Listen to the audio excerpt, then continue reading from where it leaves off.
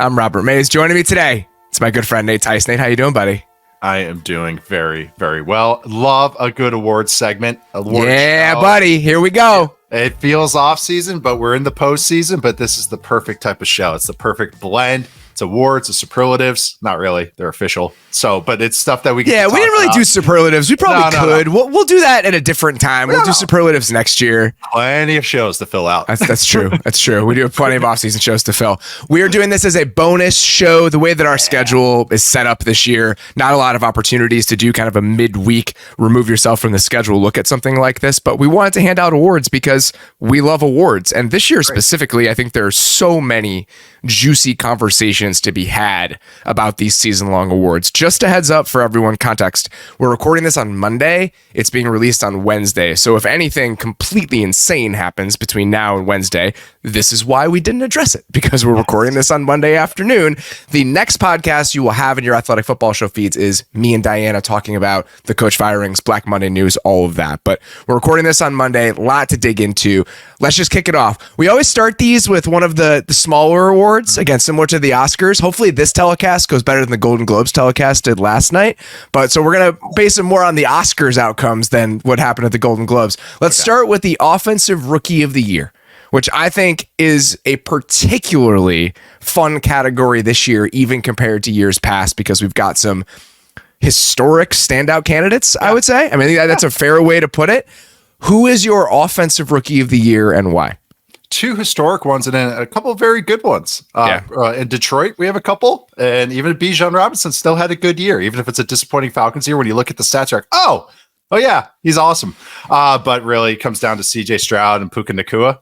I will go with my selection, which is Puka Nacua.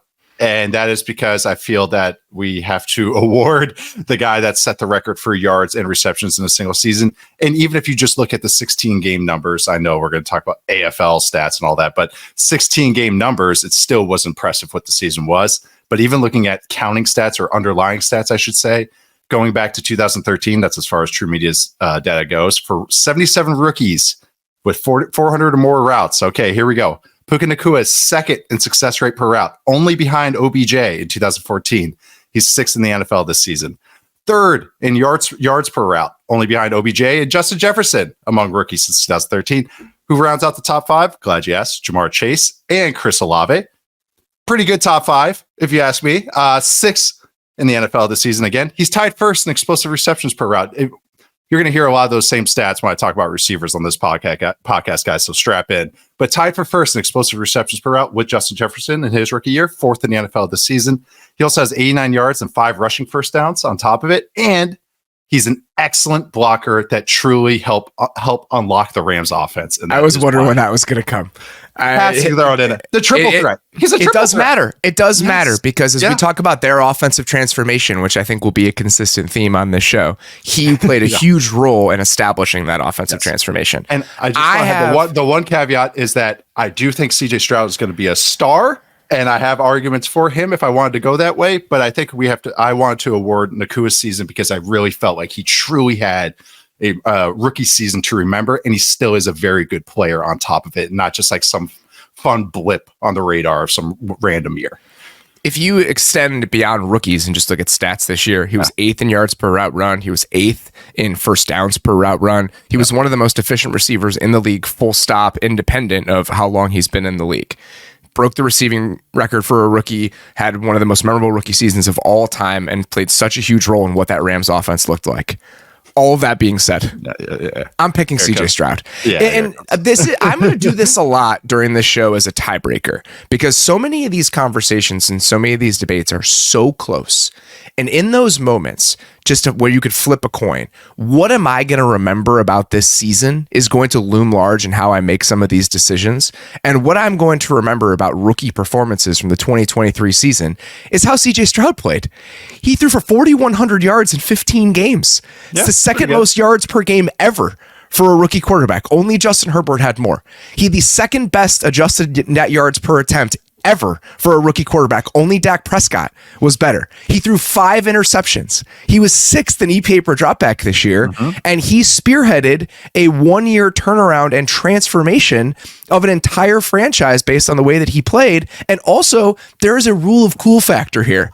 He is already so high. Cool. Nacua is cool. I love Puka Nacua. He is on my keeper dynasty team. I am so excited about what his career is going to look like. The no-glove diving catch against the Ravens is burned in my brain. It was one of the coolest plays of the season with him and Matthew Stafford. But to your point, yes, CJ Stroud is unbelievably cool. CJ Stroud, he's one of those. I watched the game on Saturday with my little brother, which was very fun. And I've started to pay attention to how I respond to watching football when other people are around. Because you know this. We've done this for so long that I think sometimes it gets hard to find that giddiness in the moment. You're watching it a little bit more scientifically. You're taking notes the whole time. There's a little less general fandom as part of the process than there probably was when I was younger. But there are certain guys where when I watch them play, I'll grab my wife and I'll be like, you got to watch this. Or I'll be with somebody else, be like, you got to watch this. And watching that game on Saturday night with my brother and just talking about some of the throws that Stroud was making and what he was doing in those moments. I know one game shouldn't swing this, but I think that points to what the CJ Stroud experience has been like this year. And when the actual logic and the scientific arguments are so close, I tend to go with my heart in moments like this. And I think that's why CJ Stroud gets it for me, just because watching him this year and what he was, just the experience of it, I think that's what gives him the edge, even though it's very, very close. It's very close. And I think Stroud's amazing. And I specifically went to this new casino and sportsbook that's near me in Vegas to watch that game because I was excited to watch Colts Texans just as a neutral fan. We weren't doing a show that night, so I got to enjoy myself. And I was just with my family and a couple friends, and it was a great atmosphere and it was a great game to watch. But that drive by Stroud in the fourth quarter, I wrote my article for Yahoo, and I was like, I know what's going to happen. Stroud's going to have a game that's just going to be one of those games that'd be like, oh, if I wrote this now, I'd be like, yeah, I'm giving it to him. I'm sticking with Nacua because after I just even looked more into it, I was like, yeah, I like this. But I looked up Stroud stats too. He's 6th in EPA per dropback since 2006 among rookie quarterbacks. Okay, 4 of the 5 quarterbacks ahead of him won Offensive Rookie of the Year. Dak, RG3, Matt Ryan, Justin Herbert. The only one that didn't was Russ, who was played in the same year as RG3. And I think the difference between him and a lot of those guys, it's worth pointing out, is the number of dropbacks for a lot of those guys and the total counting stats for a lot of those guys. Russ, Dak, I mean, they were role players within their offense, what they were asked to do. Right. Those offenses were mindlessly efficient on the ground. Matt Ryan in 2008 as well. The Texans had one of the worst running games in the league this season, and they had one of the best offenses because of him. I get that. I do want to say, you keep criticizing this. All the best offenses throw these jabs with the run game. They set things up. It makes everything manageable. You want to set up 3rd and 4, you got to run the ball a little bit. I am not criticizing the amount of running they do. Yeah. I'm criticizing the efficiency of the running game. It's not like the Texans it helps the overall equation of the offense, but those offenses were running offenses. If you look back at the 2016 Cowboys, the 2012 Falcons, the 2013 Seahawks, they were probably some of the most efficient rushing offenses in the NFL those years. That's not what the Texans were. Yeah, no, but they have a heavy run pass split because they're set. Even if they get 2 yards twice, it's 3rd and 6. You know what I mean? Like that's helping the offense. Like they're setting up more manageable situations. He's only thrown it 20 something times as opposed to 40 plus times. I'm not taking anything from Stroud. I'm just saying that those jabs that this offense throws are part of the equation to help. I understand that out. Yeah. And I think that's fine. But I think those other teams, they ground people into dust on the ground. Those offenses that you're talking about, that's not what this team was. Okay. But they did. They run the ball. Their run pass split's like one of the highest in the league. So but they don't run it well. But okay, they're running the ball though. Like you're equating like efficiency with just the amount. Like I get it. Like I get I know the success rate. I know all that, but it's still part of the equation of what they do on offense. Like, it sets up play action and makes 3rd down more manageable. I'm talking about how important and what sort of role the quarterback played in the offensive equation overall. I love Stroud. Don't get me wrong. I think Dak, Matt Ryan, Russell Wilson, those 3 specifically, their roles within those offenses were diminished compared to what the Texans offense asked of CJ Stroud this year, is what I would say. I think Matt Ryan's probably the most similar example, but that offense was better run the ball. But I'm saying the equation was similar as far as the ass of the quarterback. But I just think Stroud excelled in it. I mean, just if you're looking, and this is why this is one thing that tipped it away for me, was just that some of the stats, some of the like kind of just normal quote unquote counting stats, like he's 13th in touchdown percentage. And I was like, okay, it's just I couldn't get over the top for me. 16th in QBR, which is between Goff and Trevor Lawrence. Like just those, but then I look at other ones. I'm like third in net yards per attempt, which is one I really like, and because that counts for sacks, I'm like, God dang it! Like that, the Stroud was hard to not give to, but it was just Nacua's season was one that I was just like, that's what gave it to me in the end. But I just think Stroud's just gonna be freaking awesome. I think we all see why. He only threw 5 interceptions, which I think is kind of wild. 1% interception rate. 1%. That's kind of wild for a rookie quarterback. The lack of mistakes is part of this. I also think is worth pointing out. One more guy, you mentioned him just offhandedly, but I think he's probably third on the podium for me is what Sam Laporta did. Oh, yeah. Sam Laporta was phenomenal this year. He was a huge part of what that passing game was. He had 48 receiving first downs, which was tied for TJ Hawkinson for the second most in the NFL among tight ends. I mean, he was one of the most impressive, productive tight ends in football as a rookie, and you just don't often see that at that position. And the only guy that's been close recently has been Kyle Pitts, and Kyle Pitts was only kind of a tight end. Yeah, more like a outside receiver. Laporta's been great this year. And if we have to give one to the offensive lineman, it'd be Paris Johnson. I thought he had a very nice rookie year right tackle for the Cardinals. So if I want to throw that one in there. Defensive rookie of the year. Who's got it for you? So is this best supporting actress?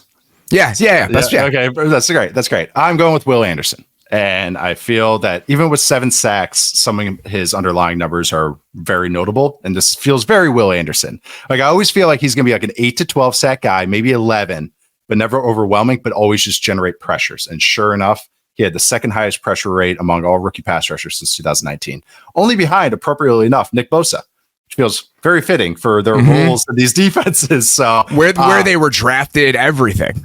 Yeah. Just where they are as a franchise builder, just what their identity is on defense. But he ranks 16th in that metric among all pass rushers this year. He's tied with Aaron Donald.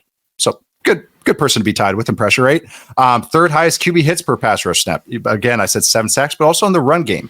He had 10 TFLs of run stuffs, which is the third highest rate of those since 2019, which is notable because he's an edge. Most of the guys that get those numbers are working from the interior. Kalijah Kancey has the highest rate of them, which is very notable because he had a very strong second half of the year for the Bucs. But I ended up giving it to Will Anderson. Jalen Carter felt like he has word on lockdown, and just like the rest of the Eagles defense kind of faded away. He's going to be a fantastic player. There's some really good DBs that played this year.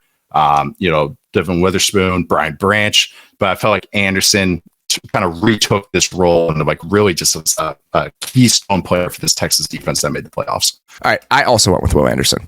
Okay. I think a couple guys have really good cases. Jalen Carter probably has the second best case, but the falling off in the second half of the season is also why I was like, you know what? I understand this isn't a team award, but when it's close like this in some of these circumstances, I think outside context should matter. Kobe Turner had double-digit sacks. He absolutely should be talked about as in this. But again, he had a lot of sacks, not a lot of pressures. So I think that was kind of skewed. Will Anderson had 14 quarterback hits, was 7th in the NFL, despite playing 100 fewer snaps than every guy ahead of him on that list.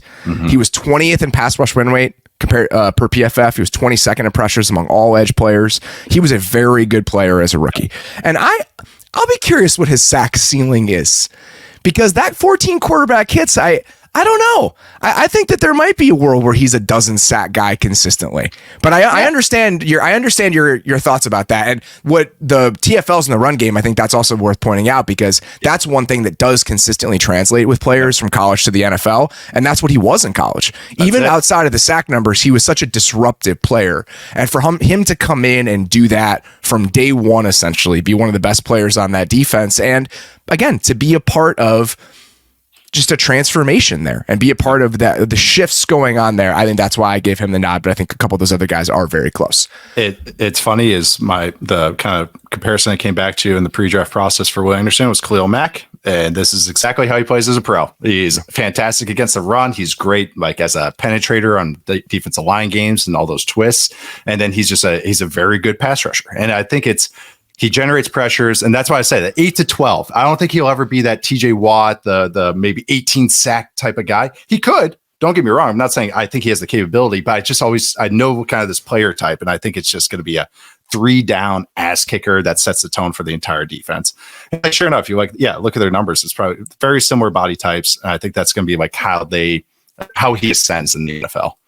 I also think, like you said, Kobe Turner. I thought also Byron Young for the Rams had a nice year. He kind of tailed off in the second half too. But again, the Rams had a couple nice finds there.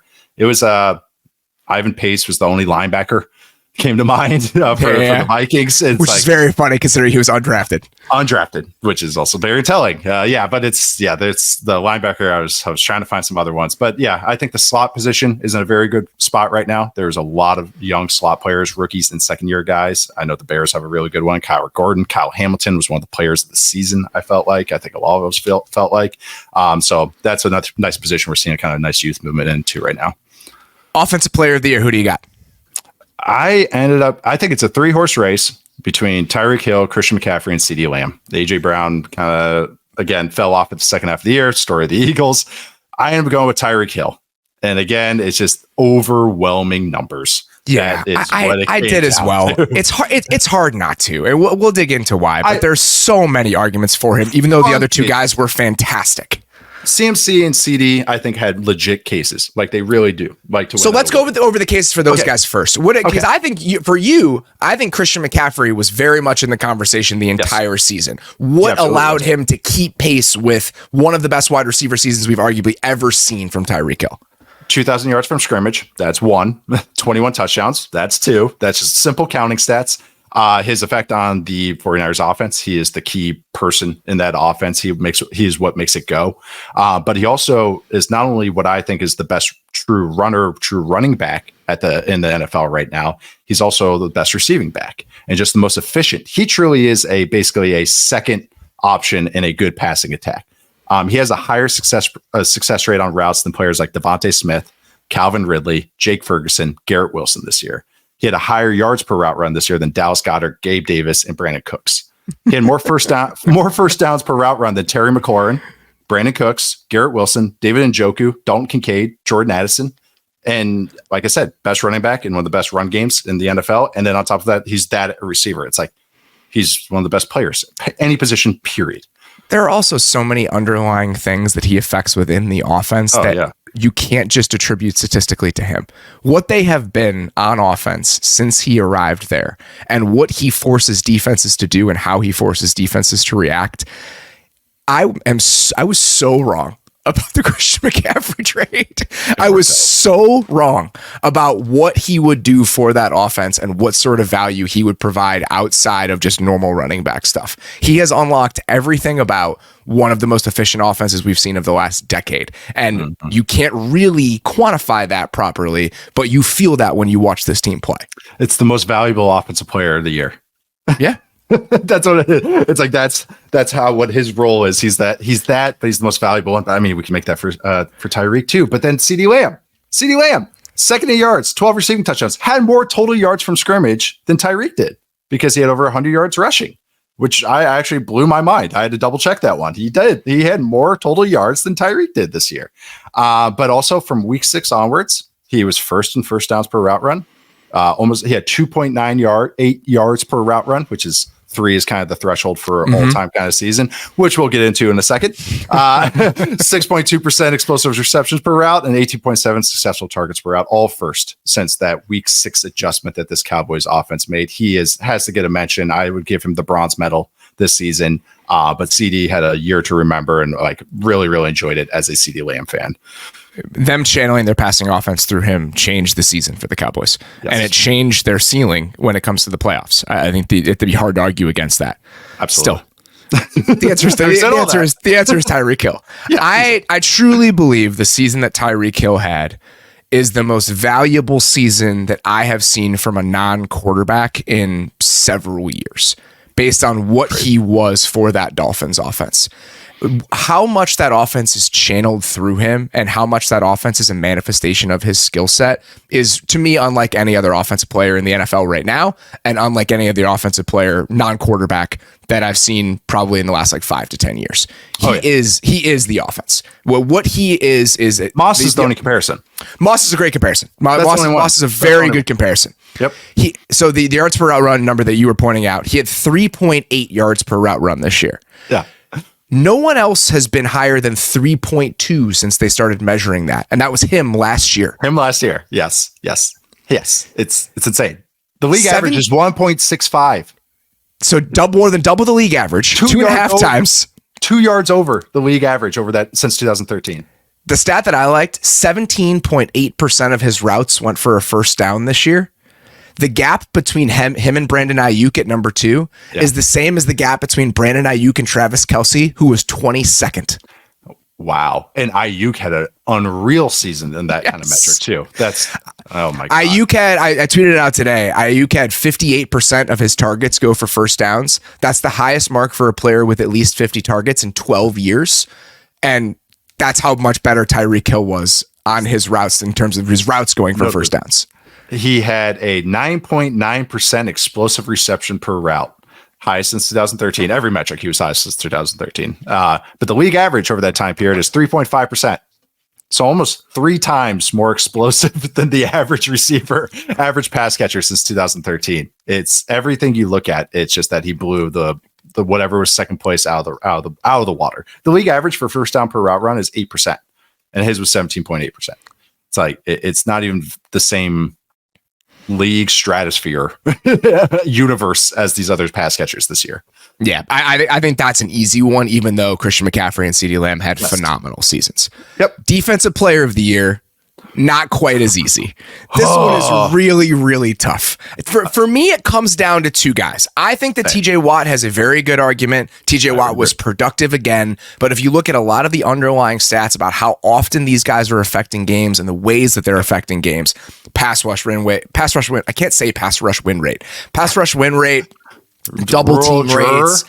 And one of the, I just watched that last night, actually. That's really funny. Yes. I love that one. The Roaring. So what'd you think of the Roaring Junior? So I think TJ Watt had a really good season. Brandon Thorne does a stat that I really like. I mean, Brandon Thorne does all this stuff that no one else is willing to take the time to do. So he has a metric now. It's essentially the quality of your pressures. Which is and great. All pressures aren't created equal. So who are you beating? How fast are you getting there? Are you unblocked, etc.?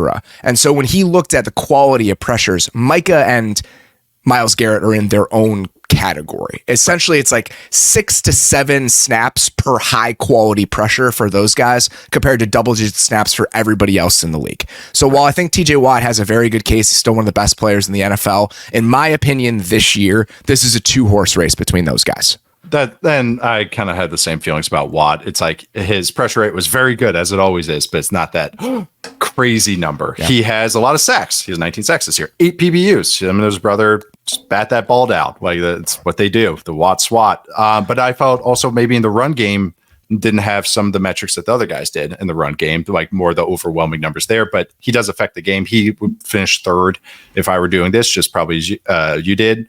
The other nominees, I guess, was Josh Allen for the Jaguars. Unbelievably not the quarterback, because like I bet you he could be a great edge rusher as well. But Josh Allen has unreal numbers this year. 17 and a half sacks. His pressure rate's only 2nd to Myles Garrett. He knocked down the quarterback 7% on his pass rush snaps. That's only 2nd to TJ Watt. So wanted to give him a shout out. And also he doesn't have his extension done because I just, Trent Baalke, what do you do here? But then also we got Max Crosby. He made a lot of money this offseason. A lot of money Josh Allen made. Oh, yes, he did. Oh, also Max Crosby, who is just plays every snap. He's probably still playing a snap right now. 94 pressures. In his mind, he is. He's chasing Gardner Minshew around, calling him a little ass boy right now in this moment. Entire time. I love the clip of him and Mahomes talking crap, like just throughout those games. So it's like, that's awesome. But 19 TFLs plus run stuff, just, yeah. And then the one off-ball player I wanted to give a shout out to is Roquan Smith, because just the effect he had on that defensive Baltimore. But having said all that, it comes down to Myles Garrett and Micah Parsons in the top. Who are you picking? I forgot who you picked. Okay, I went Micah Parsons. Yes, I think that's totally fair. Okay, yeah, I was hoping you would go with the other, so it's great. I did go with the other. We'll talk about why, but Micah Parsons, in my opinion, right now, is the best pass rusher in the NFL and the best defensive player in the NFL. Yep. I did not pick him for defensive player of the year. I get up until I wrote this article last week, and then I kept these feelings for this show. I've changed a couple, so there we go. It's a little different. The audible version's different than the written version. is I started diving into the numbers and also just some of the feeling stuff to this. But Micah Parsons has 103 pressures this year. Deshaun Watson has 105 completions this year. Just to give you a comparison, he has the highest pressure rate on record. So since the 2019 season, I could go back to. He's the first full-time pass rusher to break 20%. He's at 21.8%. So that's basically what we're talking about, those Tyreek Hill kind of numbers. That's what Parsons is kind of doing with the pressure stuff. 14 sacks. So it's underlying and the final stuff. He got that little shoe in, I felt like, yesterday against Sam Howell. It was late. I think yesterday he had one pressure, it was one pressure the entire game. It was that sack. So I think they gave him the stray hand treatment. I haven't watched it yet, but he also had 12 TFLs and run stuffs. Last year he only had 4. So I think he improved in that area. That Detroit game is a very good example, I think, of the impact that he can have against the run when they're playing against really good teams while their run defense is struggling. Yeah, he could be a little wild and lead to explosive plays, but I think now he's honed it in when to pick and choose his spots, which I think a lot of top elite all-time guys do. They learn to do those, what I call better bees. Not me. That's like an old-time coach coach saying, but what the better bees are. He also had 32 QB hits. Last year he had 29. I think the feeling of him detonating any single play, creeping across the defensive line, just picking his spot, truly like the kicker from Waterboy on the onside kick, just truly finding that one guy, if anyone knows what I'm trying to say here. But that tenacity, down in, down out, I just feel him. Every time I watch the Cowboys, it's where's number 11, because that's just what it feels like, and he's my defensive player of the year. He moves differently than anybody else I think that I've ever seen play that position, honestly, since I've started covering the NFL. As an adult. So that's same. The flexibility, the bend, the explosiveness side to side is just very different than any guys I've ever watched. Yeah, Von Miller is the bend that Von Miller played with and the flexibility was insane, but the power that Micah Parsons brings to that, and again, it's that explosiveness side to side more than it is pure bend and flexibility. Yeah, he just moves differently. I think the guy that I would compare him to, if we're talking about defensive players, just how they look and feel, where they're in a different category than everyone else, is Aaron Donald. I think he just feels like the edge rusher of Aaron Donald in that way. When you're watching him, you're like, that's just different. And I have a hard time articulating exactly why. Prototype, but they're their own little force of nature. They're not built like what you would picture like Julius Peppers. He's not built like that, but he's his own little. I mean, LT was the other guy, and I'm too young for that. So I never watched him play. So that's the one comparison I'm sure people would make, but I can't make it. Way before my day too. And LT, they talk about, it's like, don't even talk about put him in the same tier as LT. That's how people kind of talk about that. Bill Belichick certainly does. Anytime anyone's ever compared someone to Lawrence Taylor, Bill Belichick tries to kick them out of the building. So I understand that. My dad did the same exact thing to me when I try to bring it up. Yeah. Shot that one down. I am totally fine with Micah Parsons winning Defensive Player of the Year for all of those arguments. Yep. I think it is very close, though, with the season that Myles Garrett has had. It is. And what Kevin Stefanski said last week, while simplistic, I think there's merit to it. He is the best player on the best defense in the NFL, and that it is a historic defense. One of the best defenses we've seen in a long time when you look at success rate, how impactful they've been, and he is a driver of that, and in my opinion, the main driver of that. On dropbacks of under 2.3 seconds this year, of which the Browns have a lot, because I think they have the third fastest average time to throw against them this season.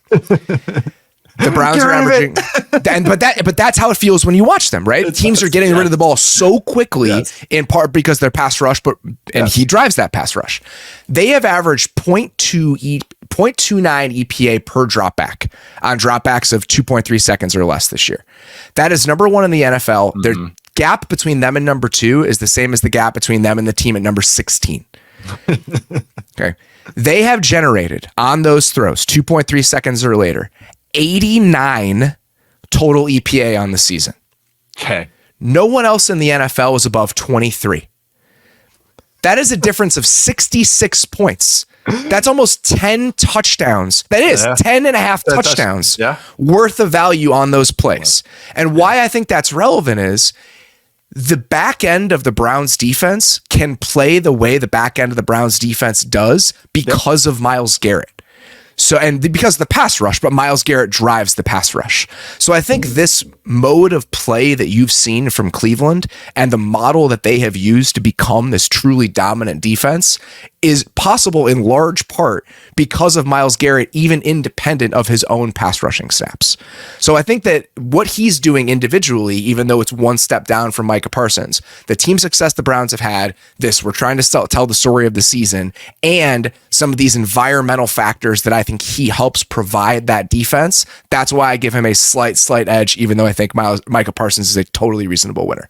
Yeah, it's funny because both those teams run a lot of man coverage, and they can do that because they know their guys can get home. It was nice to see Myles Garrett this year with some of the load taken off of him between Zadarius Smith, other guys on the interior, Okoronkwo, all those guys. Just what we hoped we would see, and it kind of came to fruition. We're seeing Myles Garrett doing basketball crossovers as he's lining up over the center. We're seeing him go side to side, back and forth, and watching two tight ends follow him to try and chip help him. But he's able to have that freedom because those other guys were able to unlock him. But I'm just saying is that I think now more people are just going like, oh, okay, because he not so much is on him. You used to watch those games against the Browns versus the Ravens the last few years when he's the only pass rusher. He's chasing Lamar. He has to play the run, and you can see him just getting worn down throughout the games. And now he's taking it to guys throughout all four quarters. And that's why he's cranking it up, I think, even more. They're more competitive games. They're more fourth quarters that he is fresh for. I think all these attributing factors are getting there. Still giving it to Parsons, but this was so freaking hard for me. This was the hardest one of all these awards because I thought this is just pick your flavor that you want to go for. And that's how I feel too. I can't go against anything you said. That's why I'm just kind of continuing to gush. There's a reason both of these teams can run man coverage, and it's because of these two guys. And that's why the feelings of this defense, and I think the Browns defense we'll get into later, but it's been one of the stories of the season. Yeah, and that's why that's the tiebreaker for me, is that when I look back on the season, I'm going to remember what the Browns defense was, and this season being able to unlock him because of the scheme, because of the help. We finally got to truly understand what Myles Garrett is as a player, and I appreciate that about this year. Next one for me is the hardest one, and that is Coach of the Year. I think you can make an argument for like 8 guys. Okay. Yeah. Let's run through some of them that I don't think you picked. I think my short list came down to 6. I think it came down to my short list, quote unquote. We've talked about Shane Steichen a lot on the show over the last week and everything the Colts have done. I think you can make an argument for what he did with that Colts team. Backup quarterback, solid offense, playoff team in year 1. He deserves mention. Dan Campbell, who I picked midseason. Dan Campbell is hampered here because of how we give out this award. The fact that it's only for the 2023 season, what he has done over multiple years, I think should be acknowledged in some way. I just think there are other guys who, if you boil it down to just 2023, have done a better job. Dan Campbell turned around one of the most moribund franchises in professional sports. Yes. He deserves so much credit for that. It's made other fans of other teams jealous of the Detroit Lions. That's all you need to know. That is all you need to know. And this is another one. I was talking about this with somebody today because we were discussing what teams are now going to be seeking out with their head coaches. And I think a lot of people are going to look at what happened with the Lions and say, can we get a Dan Campbell in here? Part of the reason that the Lions have been successful is that Ben Johnson was part of that staff that Dan Campbell hired. You need that guy to oversee your offense if you're going to have the success that Detroit had. I'm not trying to take away from Dan Campbell when I say that. Dan Campbell deserves so much credit for the staff he assembled and the talent he identified in assembling that staff. Like that's a huge part of being a head coach. And he moved on from Anthony Lynn to promote Ben Johnson on the fly. You deserve credit for having Ben Johnson as your tight ends coach on the staff for building a talented staff that deep. Promote him. Yes. Yep. No. But this is a multi-year thing, so that's why it's tough. That was 2 years ago. Yeah. But if somebody said Dan, and I think that his game management decisions are very, very good for the most part. The fourth down decisions, the clock management, the fake punts. He is a value add in so many areas. You can easily give it to Dan Campbell. John Harbaugh deserves mention here, and what he has done in reshaping his staff. Going out and getting Todd Monken was a potential Super Bowl winning decision that the Ravens made this offseason. He hired Mike McDonald 2 years ago. So again, this is a multi-year thing in the way that the Ravens have built their staff, built their building. John Harbaugh deserves a ton of credit for that. Matt LaFleur should be talked about when we're having this discussion. Yes. What Matt LaFleur did this year with a first-year starter at quarterback and the youngest group of skill position players we have seen in the modern NFL, they're a top 5 offense. They made the playoffs. This is one of the most impressive offensive coaching jobs we've seen in a while from a guy like this. He has done a phenomenal job this season in moving on from Aaron Rodgers and in building what they have built there. So I think you can make a real argument for Matt LaFleur. DeMeco Ryans, in year one, as the Texans head coach, took the Texans to the playoffs. Great vibes. He has changed everything about the way the Houston Texans feel. Yep. We've talked about this. They were so forgettable. They were so irrelevant. They were the most boring franchise in the NFL by such a wide margin over the last couple years. And from the moment that we saw that video of him walking back into the building and that him getting that reception as somebody that was coming back to that franchise, who was one of their original star players, and him kind of being tasked with resurrecting what this team and this city and this football city was. It's been phenomenal. It's been everything they could have asked for. The way the defense plays is you can feel what his sort of impact is. It already feels like the Niners in terms of the effort and in terms of some of the thoughtfulness that's going into the defensive game plans. And he deserves a ton of credit for bringing Bobby Slowick along with him and for instilling this model offensively. So that's 5 that I think you can make legitimate arguments for. And I think the next 3 are my podium guys. His reaction after the 4th down drop, sorry, Colts fans, but or 4th down missed throw, drop, whatever you want to call it, was perfect because he's the only coach like in the frame. So it's like the first down marker, the play, and then him in bright red. And his reaction was just perfect. It's like he just like stage dive right into all of his other coaches. It was just perfect. But the energy, that's that 49ers energy. And like he was a big part of that. And like you can feel that energy now in Houston, which is a franchise that has needed it so badly. So yeah, he was actually my runner-up. Oh, really? Okay. Yes, and I think that's fair. Yeah. He actually ended up my runner-up. I just think the job, the competitiveness this team showed right out of the gate. Also, when Stroud went down, they're still fighting. Like, I mean, I don't know. This team had many chances to not make the playoffs. They won their freaking division on top of it. So, he ended up being my runner-up. I have no issue with that. And if somebody said he should be the winner, I have no issue with that either because of the coaching job that he did this year. I would say my number 3 is Kyle Shanahan. And this is similar to some of the discussions we've had about Harbaugh, Campbell. Yep. This is a multi-year thing. What he's built there offensively, the pieces that they've accrued, the vision that they have on that side of the ball, to be able to drop in Mr. Irrelevant into that offense and be the most efficient offense in the league last year down the stretch post Christian McCaffrey, and to build one of the most efficient offenses of the last decade this year with a 7th round pick at quarterback. We're seeing the master stroke from one of the best offensive football coaches of our lifetime. I said that a few weeks ago, and I think that that's true. But again, this is over multiple years, so it's hard to parse exactly what coach of the year means in this exact capacity. I gave it to him last year, and that kind of this. So he just got disqualified for me personally this year because I gave it to him last year. Yes. You're not going to get twice in a row now. It's like because you guys just kept doing my argument last year. It's like dang it. So yes, but a great shout out, of course. And I think that's totally reasonable. I think that he deserves mention in this conversation. My runner-up, if I was having a top 2, probably my 3rd place vote, I'm guessing, is Kevin Stefanski. Yes, came in 3rd for me. Yes, 4 starting quarterbacks. Down to their 5th and 6th offensive tackles. People have been saying 4th and 5th. People forgot they signed Ty Nsekhe. He hurt himself on like an extra point on the first play that he was in. So they're actually down to their 5th and 6th offensive tackles, not their 4th and 5th. They have the most money on IR of any team in the NFL this season. And he deserves a ton of credit for stepping back this offseason, saying, what do we need to fix this on defense? Going out and getting Jim Schwartz and understanding why Jim Schwartz was the guy to turn this around. They needed an attitude change. They needed a philosophy change. They needed somebody who was going to force the issue on that side of the ball and get the most out of the defensive talent they already had. And it was an inspired choice. And I would totally understand why people would give this to Kevin Stefanski for all of those reasons. all of that being said, I am not giving it to Kevin Stefanski. I am giving it to the same guy that you are, even though I didn't want to. But as I went through every single one of these, I couldn't give it to anybody else. I think that he has done the best coaching job this year. And who is that for you?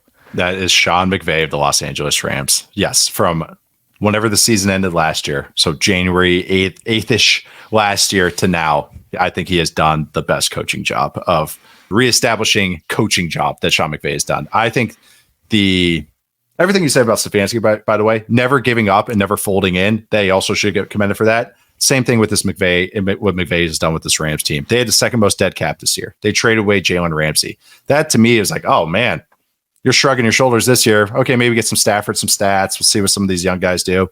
The offensive reset that the Rams have done is one of the stories of the year.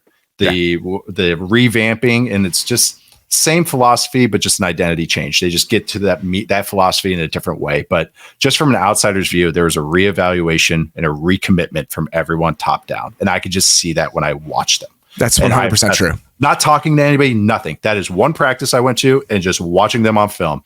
Draft picks, of course, playing well, retooling of the offense, the faith in these young players and undrafted free agents and day 3 picks, the effort that they play in, the tenacity they play with. This team does not make mistakes. They do not like punch each other in the nuts. Like they do not do anything to harm themselves. They are always it's exact opposite flavor of watching the Jaguars play football this year. Exactly. They just feel always on top of it. Their opening scripts, the opening script of the Rams versus the Ravens, that first drive should be hung on the wall, even though they didn't finish it on the red zone. So really the first 9 plays, I should say. But just the run game and the pass game. The pass game now looks more like a Norv Turner pass game than anything that the Shanahan offense has done before. It's an Air Coryell passing game. Like they've only used drop back or play action on 12% of their dropbacks this year.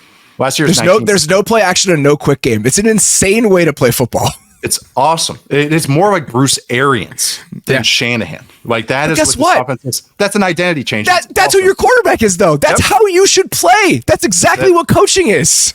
And buying into Kyron Williams, 190-pound, 4'7" running back, and going like, no, he's a ball player, and he was. Puka Nacua, no, let's use him as a lead blocker. Hey, you can handle all this. But the fact that these young players don't have the botches, they don't have the what am I doing here? They don't have the mistakes. When I watch them, everybody is sound and they know what they're doing, and that starts at the top. And I know Sean McVay has his fingerprints all over this team, and I just say it's like that's why I have to give it to him. Seeing what he's done with Stafford and these young players, the retooling of the offensive line, the offense, the faith in the defense, like, yeah, he's my coach of the year. The stat that I would throw out, and the reason that I would give it to him over Kevin Stefanski, he's got plenty of arguments for why Sean McVay should win it, but this is the one that I would come back to. The Browns spent $290 million in cash on their roster this year. That's number 1 in the NFL. The Rams spent $183 million in cash on their roster this year. It was dead last. Moneyball. The Browns spent $100 million more on their roster than the Rams this season. And I know even if you take away all of big market Cleveland, you know, if you take away the $58 million the Browns have on IR, they would still have spent $50 million more on the roster than the Rams did this year. Wow. That is remarkable, isn't it? I mean, just look at the roster. It's just day 3, round 5, round 7, UDFA, like round 6. It's just the whole roster. They didn't add any offensive linemen. They didn't add any. They traded for Kevin Dotson, which we will get to when I talk about executive of the year. That is the big move they made. They benched the center that they paid. They benched the center that they paid, and they benched Joe Noteboom. Yes, who they paid. All the guys they paid, they were willing to bench. Yep. And what the credit that I give to Sean McVay is, I did have conversations with people there this summer and talk about the offense that they had, and the self-awareness from him and that building about we're not going to do this again. What happened last year, we're not going to do this again. And how can we make sure that never happens again? And the vigilance they showed in making sure that was never going to happen again, you can see it in every decision that they made. They reshaped the entire offensive coaching staff this year. Him going out and getting Mike LaFleur, going out and getting Ryan Wendell to be their offensive line coach, hiring Nick Caley from New England. They created an entire new flavor about what they wanted their staff and their offensive staff specifically to feel like. And I think it was trying to tap into a hunger that had been missing post Super Bowl. And when you watch that team right now and you watch how they're attacking new ideas, how they're trying to innovate, you sense that hunger that they built this offseason. And he deserves the credit for that. He deserves the credit for resetting the entire mindset and mentality for what that building and what that offense was going to feel like. And that's before you even get to the offensive innovation stuff. That's it. I know. It all started for me. It was just scheme stuff. And then the rookie started hitting. I was like, what the hell? Way to go, Los Angeles Rams. Like, they were projected to win 6.5 games this year. Yeah. Like, and they easily made the playoffs. And they have the team, one of the wildcard teams that I picked to make the biggest run potentially. And I think you did the same. I think, and also what I think is so cool, and I've talked about this with all these Shanahan guys, and they have different kind of, it's fun what's happening in Green Bay, what's happening in Miami, San Francisco, LA, and see kind of like their different versions, how they interpret this offense with their personnel. The Dolphins stuff, I've always felt like, and I've said this before, it's like I can't really copy most of that. Yeah, because a lot of people will say that. Tyreek Hill and Jalen Waddle and Mostert and A-Chain, it's like all these guys. It's like, okay, I can't really do all this. A-Chan, sorry, but but I watched this Rams team with a 4.7 running back, 2 4.6 receivers. That's what they run the 40s. I'm saying Stafford, guys who were drafted in the 5th round. Yeah, Stafford, I can't really teach, so I will hold that. But the concepts they run are old school, day 1, day 2, 5-step, 7-step concepts. They have a quarterback, of course, that's running it really well, but they dress it up really well. Like I say before, this stuff's been around since the 90s. They just use it in nice ways. Really, before that, 80s, BYU stuff. But if you look at their whole offensive line, it's not like, oh, well, of course I would have that offensive line if I have 3 first-round picks. Like people will always say that about the Cowboys offensive line. Undrafted free agent at left tackle, 2nd-round pick at left guard, a practice squad guy they grabbed from Arizona, a right guard that they traded for, and a 2nd-round right tackle that's been there for forever. But then also the backups are like 4th rounders and everything. I didn't hear 1st round once you can implement this if you work at it and find the right guys that work for you. It's great coaching. And I know McVay was the wonder boy, and it's like people, oh man, when's he going to say, oh, is he going to work Monday Night Football? He went the opposite way. He went, nope, I'm reinventing everything and started anew. And it's awesome that this is the first step. Yeah. It's a complete rededication from him and from the entire building, and you have seen that manifest in very cool ways. So as much as I wanted to go a different direction, I wanted to give it to somebody else, I just don't think you can. I think that I think he has done the best job. I understand why Stefanski's the favorite. Yeah. When we talk about Coach of the Year, he checks a lot of the boxes traditionally that winners typically fulfill. But and I think that he's done an excellent job. And I think that Kevin Stefanski is a very good football coach and has been for his entire tenure in Cleveland. I just think that Sean McVay has done the most exceptional coaching job of any head coach in the NFL this year. Yep. Agreed. Executive of the Year. This is another one where I think you could throw out a bunch of different names and feel pretty good about it. Who's on your short list? Oh boy. Okay. Eric DeCosta. I had 6 guys. I went 1, 2, 3. Yeah, 6. I had 6 as well. Eric DeCosta. I felt like he's on my short list. Did not get it. I thought, of course, what the Ravens had done this year, which is great. I'm not responding because Eric DeCosta is my winner. So, okay, all right. But I have 5 other guys that I think deserve mention. Okay, sorry, I should have asked that. Les Snead. That's who I thought you were. I thought you hinted to that. He was not mine. Les Snead is number 2 on my list. He was number 2 on mine as well. And I think it's just all the day 3 picks. Of course, everything we talked about, having the confidence. I think that was just a franchise thing. I had to give it to somebody, either Sean McVay or Les Snead. I gave it to McVay, so I wanted to split it some way. Can easily make an argument for that. John Lynch is another one. But again, that's interesting. I did not have John Lynch on mine. Multi-year award. And that is more, and that's again why I couldn't give it to him. But all these, again, these are trades that have hit, day 2 and day 3 picks that are hitting. Some free agent moves are kind of hit and miss, but it's like, they're still, I understand the reasoning behind them. Travis Ward is a huge hit. I mean, they've done a good job of adding talent to that roster. I think being aggressive. I love there's just a constant aggression. Every trade deadline, the 49ers are buyers, and I love that. And it's one of those like, hey, these are players, we'll make them work, and I just like that. I know you know why that is though. Yeah, I know it's because of Kyle Shanahan. And I was going to say that's why I can never give it to him. Is because Kyle Shanahan has so much input on it as well. I know. Well, it's always funny when we talk about process between coaches and GMs, right? Because GMs are tasked with having the long view on stuff, and coaches are more interested in how my team can get better tomorrow.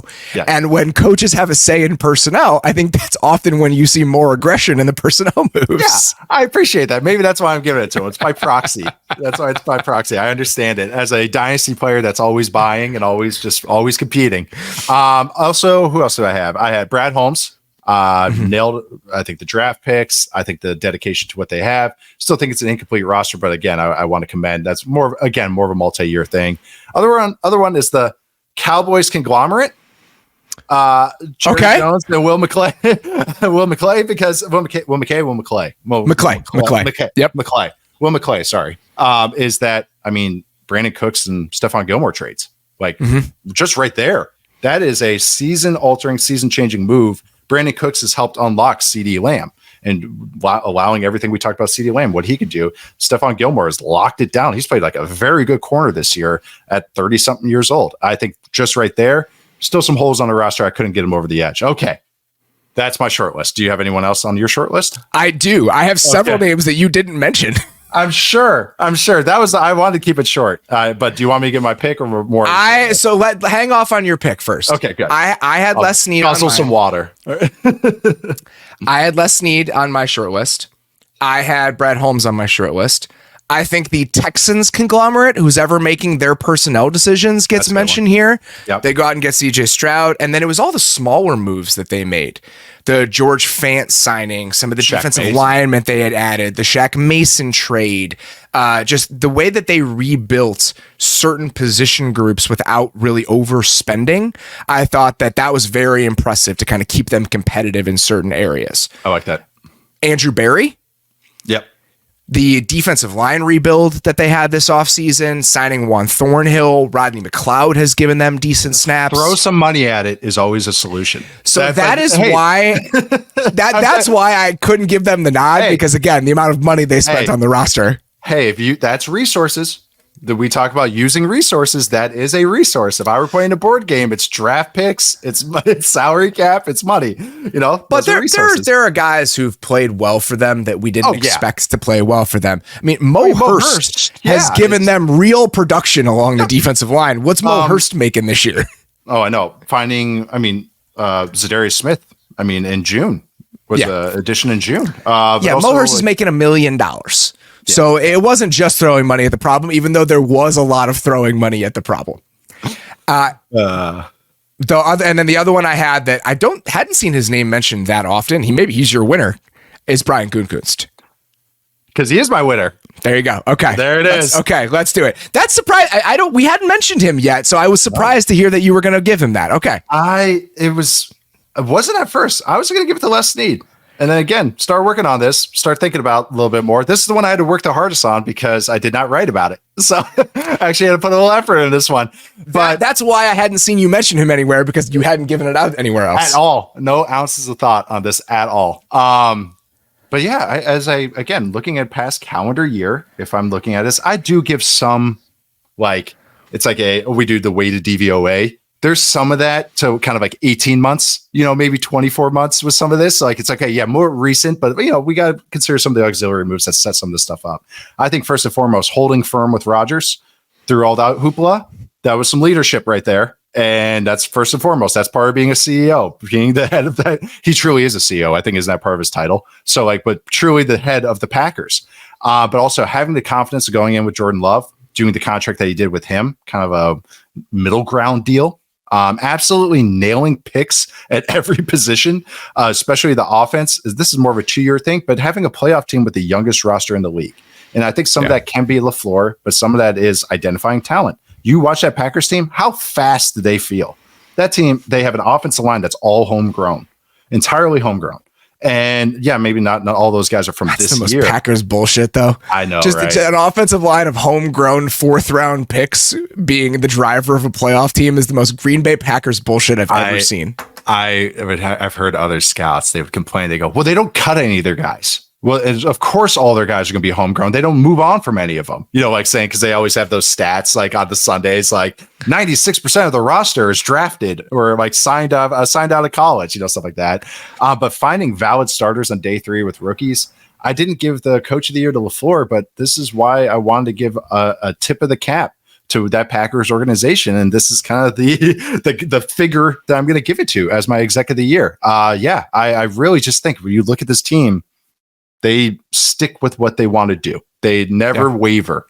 And hell or high water, sometimes it could, the optics aren't great, but I think it all starts at the top again, that he just holds the fort down no matter what, no matter how the waters are chopping. And look at this team now. I mean, look how great they looked on Sunday. I know you got firsthand viewing, but but I'm really used to it at this point. Yeah, but now they're in the playoffs and they feel good about where their projection is with the literal youngest roster in the NFL right now. That starts with the guys making those picks.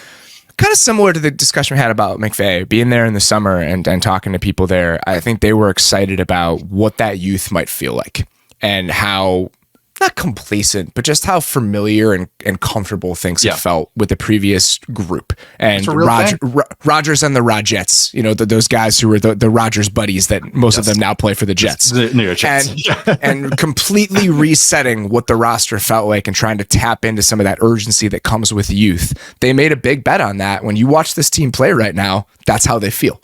And so this is a vision that has played out the way that they had hoped. And I think that they deserve recognition and they should be celebrated for that.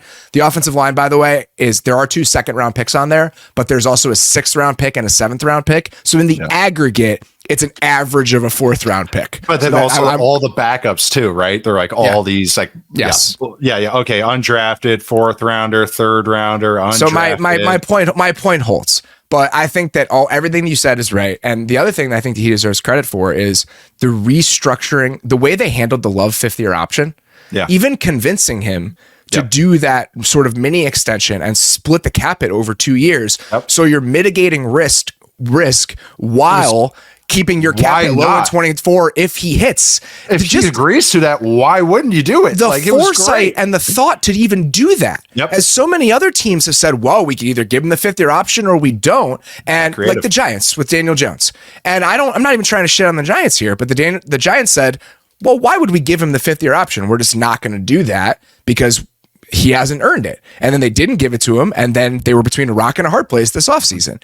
So instead of denying him the 5th-year option and potentially putting themselves in a bad situation, the Packers said, well, why don't we figure out a creative solution here? And they did. And they're paying him $7 million against the cap next year. So they deserve a lot of credit for how they've handled this at every step of the way. Yep. What was this cap at? $7 million? I think it's $7 million next year. $7 million, and he's 5th in EPA per dropback this year. Yeah, so it was 4.4 this year. It's 7.8 next year. Gotta like that. Yep, that's with the youngest roster in the NFL. And so not all pass catchers or rookies or second year guys. Every single. I'm totally fine with you giving that to him. I'm giving it to DeCosta. Because of all the things that he has done this year. And some of it we're fudging a little bit because I don't think you can give it to him without mentioning the Kyle Hamilton, Tyler Linderbaum 2022 draft. But again, this is a hard award to give out for that reason. We can argue how we want to argue it. So I kind of like doing that. We're going like, hey, the recent moves like that set up this year. And so you can throw that in there. But even if we're just limiting it to the 2023 calendar year, we celebrate how the Packers handled their quarterback situation. Look at how the Ravens handled the Lamar situation. For them to weather the storm the way that they did, to never blink, to come through this thing on the other side, and for him to be having the season he's having, that was handled extremely well. All of the guys that they signed to penny deals this offseason that have been contributors for them. Jadeveon Clowney, Kyle Van Noy, Arthur Millette, Ronald Darby, Geno Stone, John Simpson, the complete reconstruction of the wide receiver room, going out and drafting Zay Flowers, going out and signing Odell Beckham Jr., even adding Nelson Aguilar as another auxiliary piece on that offense has been useful for them. So I just think all of the moves that they made, this team has never really changed in how they're approaching their personnel decisions and what the model feels like. But this is the year where it all fell into place. Yep. And there are even certain draft picks that came along very slowly that maybe didn't look great in the moment that now look a lot better. I know that Patrick Queen's probably not a Pro Bowler, but he has improved dramatically. He looks a lot better than he did a couple years ago. Yep. Odafe Owe has been an impactful player for them. They drafted a raw guy. They bet on the timeline, and that timeline has worked out for them. So many different things have just fallen into place for them, and they deserve so much credit for that. So I think that the roster they have built over multiple seasons there and the moves he made specifically this year is the reason that I would give it to DeCosta. Nope, totally get it. I think the Ravens have had an amazing year. The franchise building, both sides, even special teams was good. But the what you said with the defensive players, that's what stinks sometimes when you maybe invest in a Matabike or Owe, and it's like, yeah, they're projects, and it's like, get to the firework factory. But then sometimes when they get there in year 3, year 4 sometimes, or late year 2, when you start seeing the flashes, and then when those guys, they would sign the Justin Houstons of the world, these mercenaries, now they have Clowney. Those guys were like, the first or second best pass rusher. No, those guys are third, fourth. Yeah. Now those guys, when the timelines work, it's like, so they use the same strategy. It's process. Now the same strategy has worked out, and now it's like, just because everyone, it's the rising tides raises all ships. It's like, that's exactly what this feels like, because this is it. Like, look at this team, and you can just see it's like, oh yeah, they've done this all. Invest in the pass rushers, invest in this, invest in the receivers. Now it all came together, all clicked, and they still didn't have health luck, but they were still winning games. And this is not dissimilar to how that model has looked for years. Again, the Justin Matabike process is going to resemble how many different guys? I'll say 3 off the top of my head.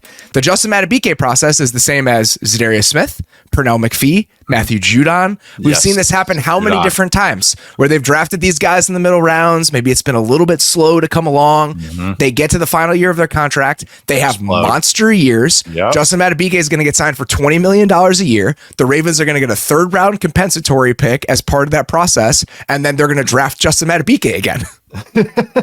And the cosmic ballet goes on. So this, again, I think that they've done this very well for a long time. And I think that this is the year where they just hit every single card. Every single one, it all came together. And that's why you have a special season at hand. Yep. Speaking of the Ravens and special seasons, let's get to our last couple of awards here. Assistant Coach of the Year. Who do you got for me?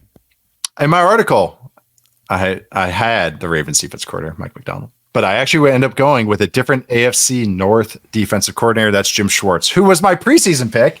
Let's bring it on home, making the postseason pick. And this is easy to argue for me, is that since the year 2, we talked about Myles Garrett. I thought you made a great point about not only using him, but just how the entire Browns defense and how they play. It's a feeling. These two defenses have an identity that we're going to remember. I think this Browns defense, how aggressive they play in a Jim Schwartz way, he hasn't changed shit. And I think it's pretty awesome that he can do that and let these guys go. And it's everything we wanted. Hey, what Myles Garrett get wide and rush the passer? Go, man. Press, cover 3, inverted 2, weird, funky pressures. Okay, cool. Still works. But this team, since the year 2000, looked this up on True Media. So there's 766 NFL team seasons since the year 2000. This Browns defense is 12th in defensive EPA per play. They're 3rd in defensive success rate, only behind the 2002 Bucks and 2009 Jets. Those are pretty good defenses. Yeah. Just ahead of the 2005 Bears and 2008 Ravens. They've allowed 253 first downs this year. On a per game basis, that's 14.88. That's the 9th lowest since 2000. It's the lowest in 13 years that we've ever seen in the NFL. The defenses just above them are the 2000 Ravens, 2002 Bucks, 2006 Ravens, 2009 Jets. And I think that both of these defenses are easy to argue for, but really breaking it down, this Browns defense has just been one for the ages. Just statistically, eye test, everything, identity. Myles Garrett, if he wins Defensive Player of the Year, that would be kind of another way to signify this. But I think also Jim Schwartz winning this award would be my way of doing it. I have no issue with it for all the reasons that you said. We've said force of nature already on this show once. Micah Parsons is a one-man force of nature. That defense has felt like a force of nature in some of these games. They play a volatile style. There have been games where they've been gashed a little bit just because it's the nature of how they're going to play. But when they're on top of it, they can just completely destroy a game because of the style that they play with. And that is Jim Schwartz personified. Like that is who he is. The way that defense feels that way because of who Jim Schwartz is. That's the bet that this team made in the offseason, and that bet has worked out for them. So I have no issue with that whatsoever. I think he would probably be 3rd on my list if I were making a ballot, because I think that Brian Flores is right there. What Brian Flores has done with the lack of talent that the Vikings had, that's why I think that he is right there near the top of the list, because even if Jim Schwartz got way more from those Browns defensive players than the previous regime did, the Browns have a lot of good players on defense. There's so many good players on that side of the ball. They got the best corner trio in the league. They have the defensive player of the year. They've got a bunch of auxiliary pass rushers. Don't overthink it. JOK is a monster. What Brian Flores has done with that island of misfit toys in Minnesota is insane. And they've fallen off a little bit. They're 10th in weighted defensive DVOA. They got figured out over the last 6 weeks. That's what happened. They got figured out. When you don't have an offense to overcome that, it's hard. It's like, but that it happens. But they do not have defensive talent. They stripped it down to pieces. They have Harrison Smith, Daniil Hunter, and a bunch of guys they paid $20. And they had a top 10 defense this year. And what he did, a rookie at linebacker. Getting what they have out of Josh Metellus, Cam Bynum turning into a player for them, the guys along the defensive line. I mean, what DJ Wanham was within that scheme, what they asked of him, the performances that we've gotten from unlikely players on that defense, and just the unconventional warfare that Brian Flores unleashed on the NFL this year and had to. I just thought it was such a great coaching job from him that's why I would probably put him at number 2, even if it's really, really close with him and Jim Schwartz. I'm giving it to Mike McDonald, though. Yeah. He was my preseason pick. In conversations this summer and just trying to kind of take stock of what the coaching landscape around the league looked like, he was somebody that just kept coming up over and over again from opposing offensive coaches, from people around the league, just talking about what that defense was in Baltimore and the plan that went into it. And that's what you can see. They don't have a defense that's lined with superstars. They've got good players. Roquan Smith is excellent. Kyle Hamilton is excellent. But a lot of the guys that have contributed for them were available this offseason for next to nothing. And they've turned that into the best defense in football, according to a lot of metrics. They're number 1 in DVOA. They're number 1 in weighted DVOA. They've played the 4th hardest schedule of opposing offenses this year. And we joked about it last week. Think about the run they've been on over the last 5 or 6 weeks. They've had to play the Rams. They've had to play the Niners. They've had to play the Dolphins.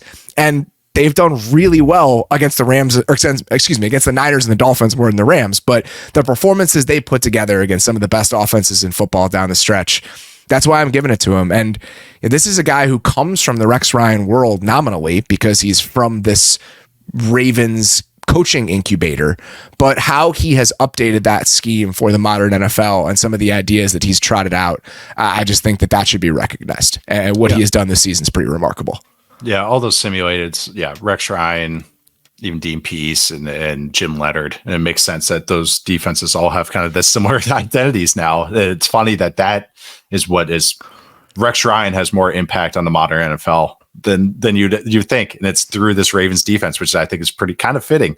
But no, what they've done, everyone's going to try and copy from or steal from or probably steal assistance from. I think it's warranted. I think sometimes this assistant coach award can be the best young prospect award for the head coach. Yeah. And sometimes it's like, all right, well, but it's like this one, it fits where he has the best stats and the best young prospect. Like, I really feel like that he is deserving of this. This is my final 2. I think it was pretty easy for me to parse between these 2. I gave it to him in my article. I thought number 3 for me was Ben Johnson. I just, cause for offense coordinator for the Lions, cause it just enjoyed everything that they did this year. And again, best young prospect award on top of it. My short list for this, I kept it to a cool 12. I had Monken on there, Todd Monken, Ravens offense coordinator, Bobby Slowick, Texans offense coordinator. I'm just going to give guys shout outs. Steve Spagnuolo, Chiefs defensive coordinator, who at the halfway point had as good a case as anybody. It was really a defensive coordinator trio at the halfway point. Patrick Graham, the Raiders defensive coordinator, I thought did fantastic job this year. Yes. I will be fascinated by what happens there. If they do not retain Antonio Pierce as the head coach, where does Patrick Graham go? Because what I'm doing right now in my mind, this is what I think about at 2 a.m. now as I'm just sitting in bed. If the Bears were to move on from Matt Eberflus, I would want them to hire an offensive-minded head coach who would be the defensive coordinator in that build. Patrick Graham is definitely high up on that list if he doesn't get head coaching looks. It's a good one. Yeah, because if Flores doesn't get a head job, he ain't going anywhere. So, a couple of line coaches. Bill Callahan. We talked about all the injuries that happened to the Browns tackles. They played as well as they could with going on 4th and 5th tier guys. Hank Fraley, the Lions offensive line coach, deserves a tremendous credit. Yes, they have some talent, but I think they are one of the best units. How they perform against the blitz every week is awesome. Clayton Adams, Cardinals offensive line coach, giving him a shout out because they have nothing up there. Paris Johnson's great, and they do a great job up front. So I wanted to give him a shout out. They had the best running game in the NFL. Drew Petzing probably deserves mention in this conversation as well for what they were doing up front and on offense this year, all year in Arizona. Those Cardinals, man, very fun to watch. And then last one, Brant Boyer, Jets special teams coach. I wanted to give one special teams coach because I had to give special teams some mention somewhere on our show. So there it is. All right, last one. This is the headliner, MVP. Oh, this one. How many names? Two more, and I was like, "Oh man, I can't remember." How many names did you have written down? I just got it down to a final three. Okay. I feel like MVP should just be a true three. But yeah, that's mostly what I had. The one guy I wanted to mention that I don't think has a real case, but I just wanted to acknowledge him as part of this conversation is Jordan Love. Jordan Love has more of like a real MVP case than I think people probably want to admit based on the way that he has played and what that offense is. I don't think he should win it, but I wanted to at least mention his name on this show. Especially the beginning of the year when it was just everybody taking a turn, making a mistake, including him. But it was, but then he held the fort. No, you're right. No, if you look at his season-long stats and the offense's season-long stats, that guy has had an incredible year. So I at least wanted to mention him, even though I do not think that he is the MVP. That's a fun one. And then is Brock Purdy on your list? He is not. Okay. And he would be fourth if I were to extend us to 4. So Brock Purdy is the other name that I would mention as part of this, because I do think that he has done a very good job of overseeing that offense and running that system this year, even though I do think that the system and the skill position talent does a lot of heavy lifting the same way I have thought for the last 2 years and have never wavered from. Yep. But I do think he 5 to 6 throws he makes are good every game. He makes those real throws. He has to make them, and he does. And that's why I want to commend. And this is where the difference to me is these other guys that we'll talk about make 12 to 15.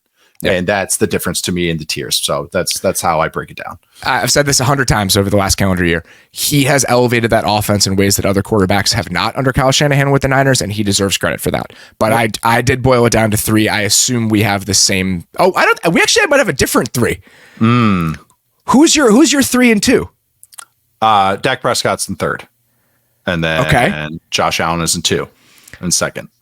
And so Josh Allen's probably on my short list. The one other name that I think we should mention though is Matthew Stafford. Matthew Stafford absolutely deserves mention for MVP. There's no greater disconnect this year than Matthew Stafford's box score stats and how he was playing. It would be like 232 yards, 1 touchdown, 1 pick, and it'd be 14 of the greatest throws you'll ever see in your entire life. And Stafford was amazing this year. Fantastic. So I'm glad you mentioned him. So Matthew Stafford and Jordan Love to me are kind of in a similar category. When you're looking at the production those offenses had and how dangerous and potent those offenses had, I think they have a similar argument, even though they're probably, I can't give them like full-throated support for the award. I would put Josh Allen in 3rd because as wild as a season as it's been, the value that he creates within that offense, that what we saw yesterday is exactly what the Josh Allen experience is. And it is a roller coaster, but at the end of the roller coaster, you are happy you took the ride. The aggregate is good. The aggregate is good. It's very good. That's why you're willing to put up with it. So I also had Dak too, and I think that Dak does deserve to be the second name mentioned in this conversation.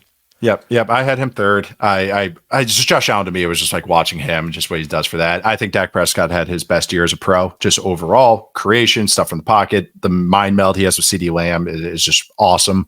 I felt like this offensive line, this was the year that I thought that he was able to mitigate the offensive line being up and down with injuries and play. And I thought this was the year Prescott did his best of like that pressure and making big plays when it was really all that pressure was happening to him. So I thought it was an awesome year for him. I'm excited to watch him in the playoffs and this Cowboys offense in the playoffs.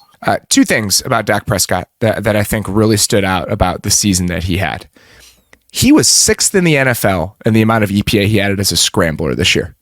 What he did with his legs and what he did outside of structure is just different than we've seen from other seasons in his career. It looked like he was fully healthy this season, and I just thought that aspect of his game was just beyond the Dak Prescott of 2020 through 2022.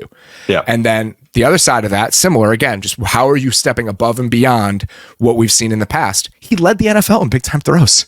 Yeah. He led the NFL. The amount of nails fuck you throws that this guy made this year is just different than what he had done in years past. He was a game manager in a non-pejorative way. He managed the game so well over the last few seasons, and he was beyond that this year. He was exceptional this year in a different sort of capacity, and that's why I think that he was second for me. It feels like late aughts Drew Brees.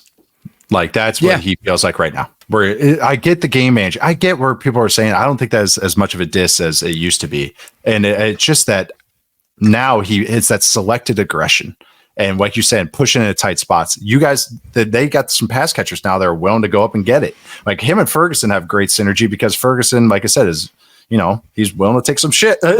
He's willing to take a shot to the head. Like he's willing to go over the middle and take those hits. But Dak is willing to throw it over those tight spaces. So with him, CD, Ferguson, all these guys, they got this kind of this personnel and this offensive makeup that's really fitting him and honing in just as he's entering his 30s, which is like, this is right the NFL quarterback prime. And it's really exciting to watch because that's who it reminds me of, is that Breeze around 2009, 2010-ish. Yeah, I think that's great. And I think that with his legs and then the pushing the ball and some of the throws that he made is just a different version of Dak Prescott. Yeah. Still, I think that Lamar Jackson is the MVP of the NFL. I do too. And I think you do as well. Yes, I do. I think it's pretty big eye test here. But the metrics are good. But when you watch them, it feels no doubt about it. I mean, how this offense is, I want to say the most valuable thing, we just mentioned that Ravens roster. But look at all the injuries that this Ravens offense has had this year on cue, like they do every single year. J.K. Dobbins and Keaton Mitchell, both on IR at running back. Mark Andrews, number one target at tight end, IR. Zay Flowers and Nelson Aguilar are the only receivers that played every game. John Simpson was the only offensive lineman that played 16 games with Lamar, because they all sat out in the last week. Is the defense great? Yeah, but so is Lamar. Every single week, he leaves his fingerprints on the game. Like it's like when you watch a Ravens game, you're going to remember Lamar Jackson playing. But he is the true puppeteer. Like Lamar's season is the Godfather poster. Like that's what he is. Every snap is him controlling the pass game or impacting the run game because of his legs, even when he's not keeping the ball. And I just think no matter what, you watch that, changing the arm angles. I think just the one stat I want to look at too, with using his legs, he has the same efficiency stats as a runner as Devon A-Chan. He has success rate over greater than 50%. A-Chan was 53.4%. Which led the NFL. Lamar was at 52.1. They had the same amount as 10 or more runs of 10 yards or more. And so you have one of the most efficient, explosive running backs. And I'm not trying to make a joke here. Lamar Jackson is that as a runner. And then he's like Matthew Stafford as a passer. Okay. Yeah, that's good. That's my MVP right there. And he does it every single game that he takes over games. So I ended up being pretty definitive in that I'm giving Lamar Jackson my MVP. Yeah, I that's how I feel about it. I mentioned him in every conversation we had about MVP this year, and it was really just a counting stats thing. Was like, can you really give it to him? But in a weird year, it's been a weird year. I think you absolutely can give it to him. And it's hard to measure this, but they were number one in the NFL in rushing DVOA this season. And his gravity has such a huge part in what that running game is. And it's really hard to quantify that. But what he does and purely his presence, there's real impact there. And even some of the stats about how often he's throwing to open receivers, which he did a lot this year. So much of that is him moving up and out of the pocket and having guys commit to him. Think about that throw he made to Gus Edwards in the Niners game. That's a perfect example to me, where he's moving up and out of the pocket. Drake Greenlaw has to make a decision. He finds Gus Edwards for a 40-yard gain. The separation on that throw is like 8 yards, but the separation is only 8 yards because of what Lamar Jackson is. And the command he had all season. For all season, you go back and watch any game over the first half of the year, even if they weren't necessarily all systems go, firing on all cylinders offensively, putting up huge points. The command control he had within the pocket, how much he is a master of that space right now compared to how it was earlier in his career. And this idea of, because I've seen this mentioned this year, that people are taking issue with others saying that he took his game to a new level this year. When you look at the stats in 2019, we've talked about this. He's a different player. It's a different offense. What's asked of him is different. Yeah. And just putting him in that situation where, like the Niners game is another really good example. The ball's in your hands, buddy. You're going to drop back 45 times in this game. Go win us the game. And he has no problem doing that. The Rams now. game. Yeah. I mean, just go win us the game. The game is yours. Go win us the game. He has felt like he had football on a string this year in a way that I've never seen from him. We've seen it in flashes. And this was part of the discussion this offseason. Every time we talked about Todd Monken, and every time we talked about, okay, they have the receivers, they have theoretically the offensive infrastructure now. What are we going to see from Lamar Jackson? And every time we brought that up, I said, there is a chance that when given more opportunities and more responsibilities, he reaches the ceiling. And that all these bets that we're making maybe aren't justified. I don't think that, but maybe that's the case. He's blown through every single one of those. Every single one of those. He's been even better when given this opportunity than you could have hoped he was going to be. And that's why I think that he should be rewarded for that. And beyond that, the team's success and everything else. It's Monken unlocked him. That you could see the interviews and stuff. I like, we worked together on the plays that we liked together, and it felt really refreshing to hear that. You know, Monken's that kind of guy, anyways. But I thought, again, this is what I pictured, kind of like with Justin Fields when you watch him with the Bears. But this is how I pictured Lamar this year. Is how I pictured him coming out of Louisville. It was like, okay, this is kind of the equation I pictured. And it took this year because this is how his receivers were at Louisville. It was a bunch of slant runners and crossers and all these guys on the move. It's a Petrino offense. And it's kind of cool to see it now. And it's like, this is Lamar Jackson. This is fully formed. This is Charizard, Lamar Jackson. And I thought there's two throws that always stick to my mind. I've tweeted them. I've mentioned them before. He had a Mark Andrews dig route this year where he works a high-low. He's working from the pocket.